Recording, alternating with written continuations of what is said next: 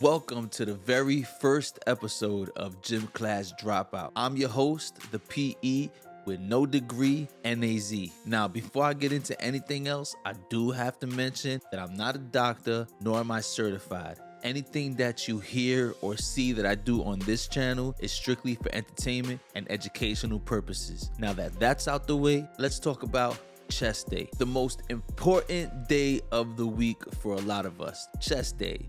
A lot of people swear by International Chest Day, which falls on a Monday. Which Monday, you ask? Every Monday. Some people think there's some kind of magical fairy dust going in the air that somehow is going to make your chest day better if you do it on a Monday. What I've noticed, if there's a line out the gym to the door waiting for a bench, I'm doing something else. Probably hitting legs that day, but that's just me.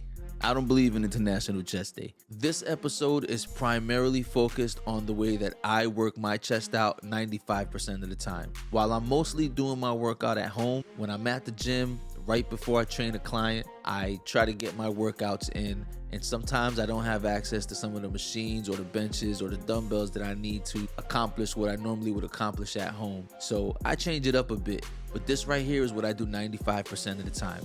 Let's get right into the workout. Okay, so we're starting the chest workout with incline bench press. I did 2 warm-up sets, about 10 reps each warm-up set, with a weight that I know I can control easily, so that way I can just activate that mind-muscle connection. That's a really important thing to always remember, that you want to feel and you want to know that you're thinking about the muscle that you're working out, so that way you can activate it a lot better. I always like to keep my shoulders back and my chest up, so that way I know that I'm hitting that and nothing else, because this is a very easy workout to mess up on. Here we go, we're speeding through. Working set number 1. We raise the weights up a bit. Working set number 2. Raise it up a little bit more, and I believe we kept it there for the next 2. So I think I was able to hit 6 or 7 around that number.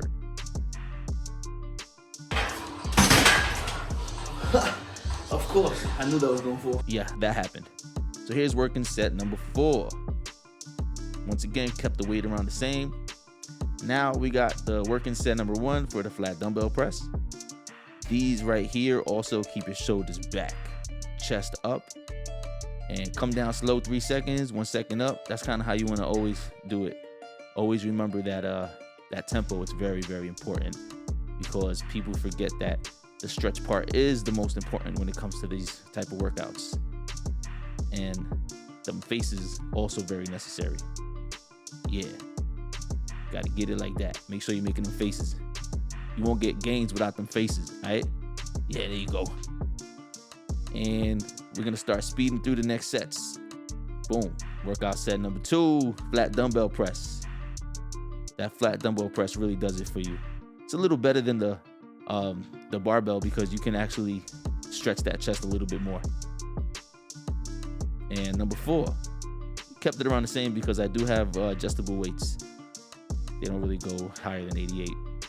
And cable crossover 1 through 4, same weight, just focusing on.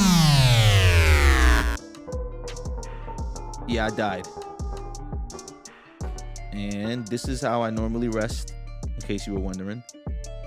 But yeah, on to the weighted dip set 1 through 4, and that's it. So I want to recap on what you just saw and give you a couple of tips to make sure that you get in the best out of your chest day. Tip number 1, retracting your scapula. Now, what does that mean? Basically, what that means is you're gonna have your shoulder blades pinched together in the back.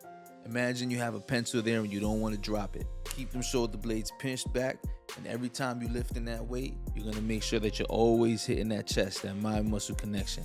If you do it wrong and your body's hunched over, you might be hitting your shoulder, or you might just be buying yourself a one-way ticket to Snap City. We're not trying to get hurt, we're trying to get better.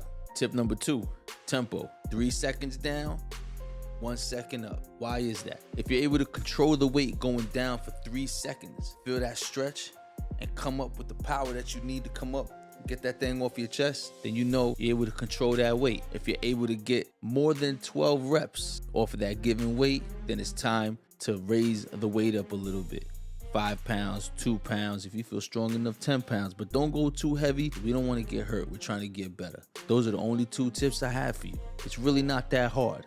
All you have to do is make sure that you're performing the weight that your body allows you to do comfortably and with control.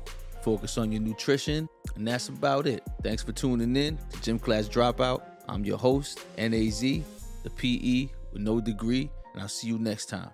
Peace.